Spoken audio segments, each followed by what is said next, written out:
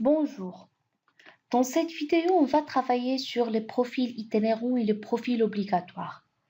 Les profils itinérants, ce sont des profils qui améliorent la mobilité des utilisateurs et permettant la centralisation des données de profil utilisateur. Bien sûr, il requiert la mise en place d'un annuaire Active Directory qu'on a déjà installé dans la vidéo précédente. C'est dans cet annuaire que s'effectue la configuration. En entreprise, ce n'est pas rare que les utilisateurs changent de bureau, utilisent l'ordinateur du collègue, changent de service, etc.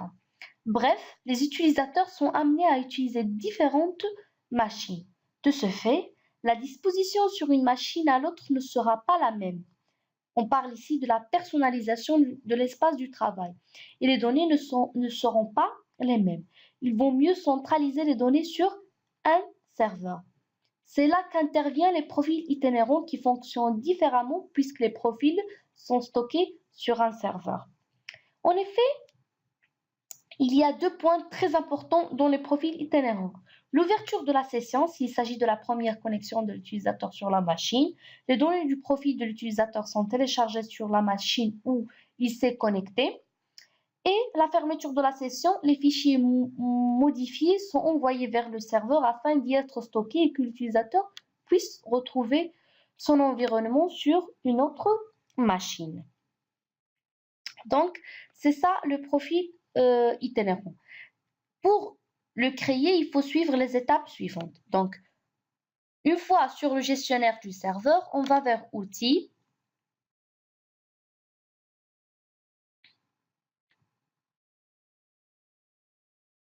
Utilisateur et ordinateur Active Directory.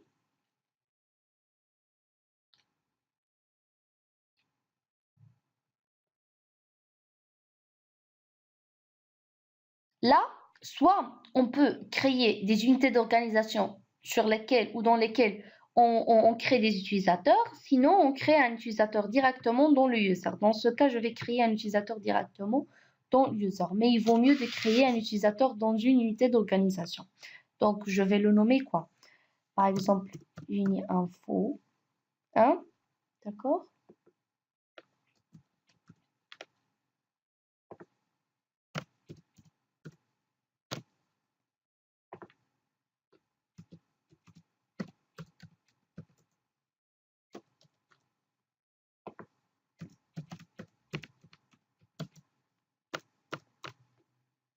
Là, il nous donne plusieurs possibilités ou plusieurs fonctionnalités qu'on peut la effectuer sur ce profil ou ce utilisateur qu'on vient créer. Si on coche celle-ci, alors l'utilisateur a le droit, on lui donne l'autorisation de changer le mot de passe à la première ouverture de session. Sinon, on ne permet pas à l'utilisateur de changer le mot de passe. Aussi, on peut cocher cette fonctionnalité qui permet que le mot de passe n'expirera jamais. D'accord? Et aussi, ce qui concerne le compte, on peut la cocher et comme ça, le compte, ça serait désactivé. Dans mon cas, je vais cocher le mot de passe n'expirera jamais. Suivant.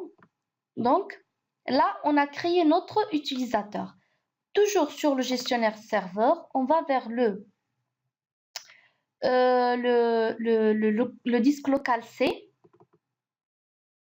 Dans le disque local C, je vais créer un nouveau répertoire ou dossier que je vais le nommer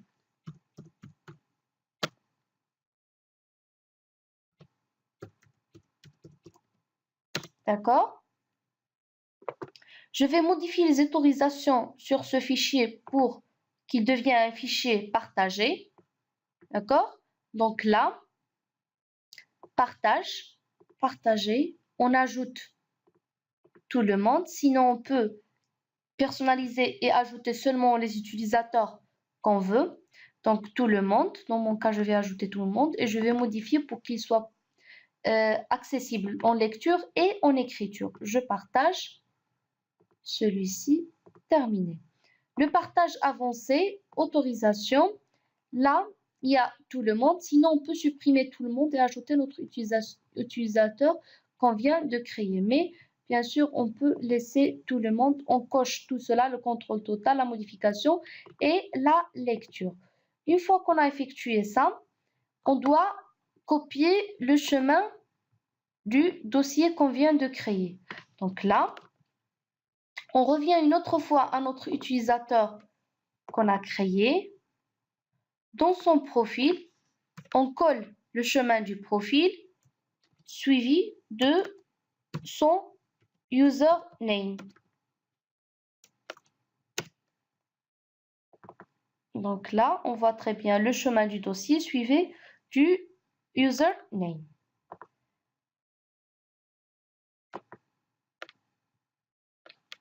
Maintenant, on va se connecter. On va se connecter en utilisant l'utilisateur qu'on vient de créer.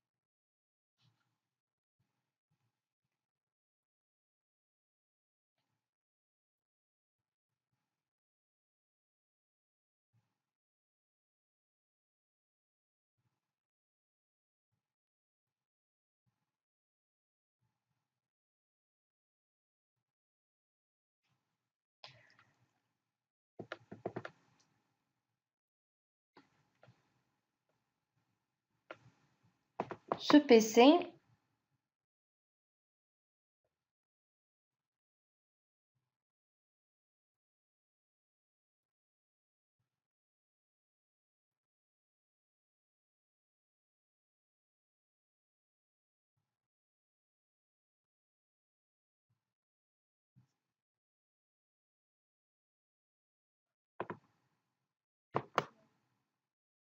propriété, paramètres système avancé,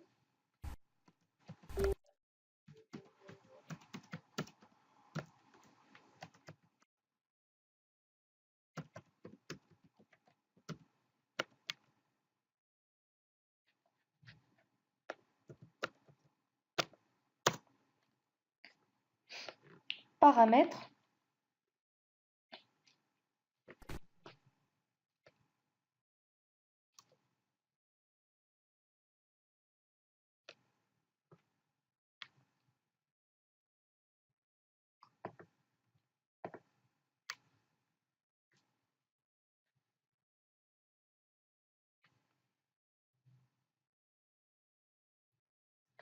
Donc voilà, l'utilisateur qu'on vient de créer, il est là, il a été ajouté. Donc c'est-à-dire que ce profil ou cet utilisateur qu'on vient de créer est enregistré sur cet ordinateur, sur cette machine, et son type est bien itinérant. Donc maintenant, on va se déconnecter.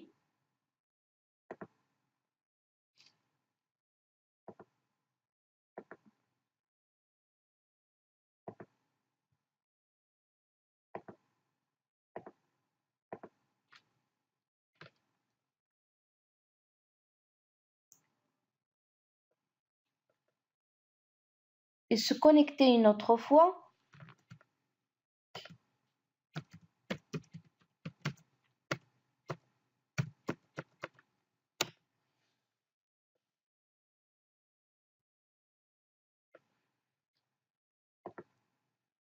Une fois dans le serveur, dans le dossier qu'on a créé, on trouve le profil a été ajouté. Continuer.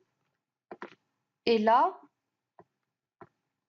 dans la partie partage, non pas partage, sécurité, avancer, d'accord, modifier. Là, on ajoute notre utilisateur qui est très bien. Et on ajoute aussi, bon, l'administrateur.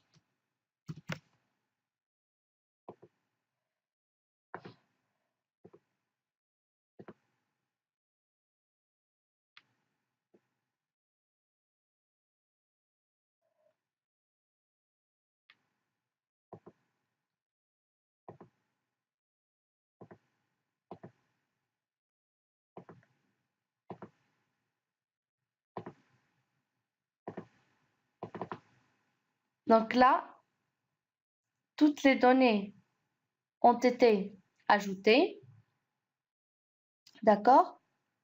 Et on a pu bien créer un profil itinérant. Ce qui concerne le profil obligatoire. Le profil obligatoire est un profil qui est itinérant, mais il ne possède pas le droit d'effectuer des modifications.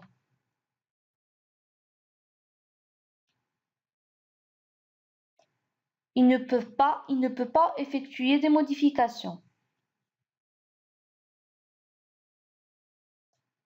Donc, c'est pour cela que on va travailler sur le même profil qu'on vient de créer maintenant, mais cette fois-ci, on va transformer ce profil itinérant en profil obligatoire. Pour le profil obligatoire, les étapes de la création d'un profil obligatoire sont les mêmes que celles de la création d'un profil itinérant. La différence, c'est que dans ce fichier-là, on change l'extension de NetUser en point date en netuser.man. Donc, et comme ça, il devient un itinérant, un profil obligatoire plutôt. Donc là, renommer.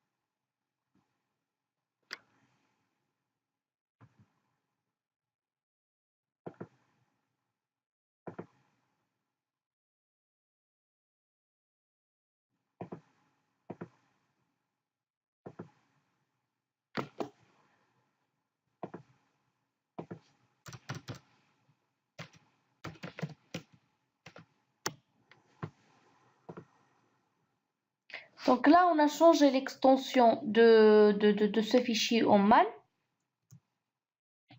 et il est devenu maintenant un profil obligatoire. Pour s'assurer, on va se déconnecter et se connecter une autre fois sur le même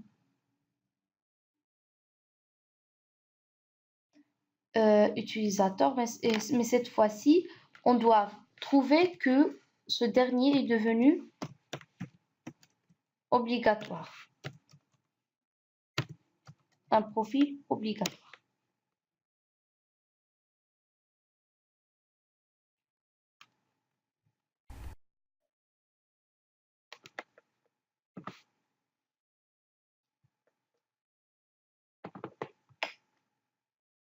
Propriété, paramètres système.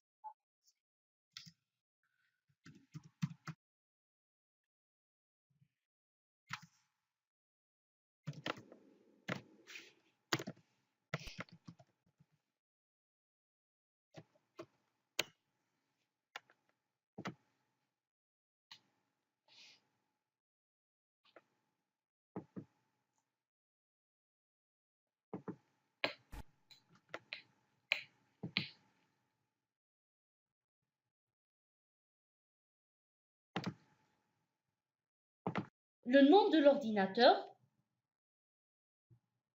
y figure avec son adresse IP aussi. Si ce n'est pas le cas, il faut s'assurer que le serveur est bien client de lui-même. Dans les propriétés IP de la carte réseau et provoquer un réenregistrement avec la commande ipconfig/register-dns. On peut aussi désactiver et activer la carte réseau. Donc, dans notre cas, on vérifie bien que l'installation de la DNS a été bien